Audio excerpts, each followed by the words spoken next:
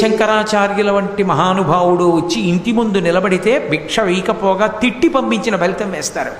అది వంశాన్ని కట్టి కుడుపుతుంది, ఏం మామూలుగా విడిచిపెట్టదు. అది కామధేనువు జోలికెళ్ళి ఎత్తుకుపోతున్నాడు. ఆ కామధేనువుని ఎత్తుకుపోయేటప్పుడు అది ఏడిచింది. అది పెద్ద పాపమై కూర్చుంది. ఎక్కడ పెద్ద పాపం వచ్చింది అంటే దాని ధేనువుని వదిలిపెట్టాడు. దూడని ఆశ్రమంలో వదిలేశాడు, కామధేనువుని పట్టుకుపోతున్నాడు.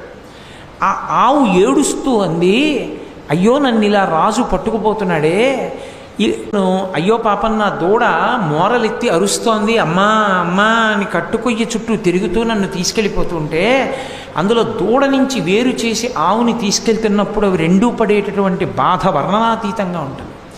అది మూత్రం విసర్జించి పేడ వేసేసి గట్టిగా కంఠానికి తాడు ఒరుసుకుపోతున్నా సరే కాళ్ళు గిటకరించి నిలబడిపోతుంది. నిలబడిపోయినా కూడా లాగేస్తుంటే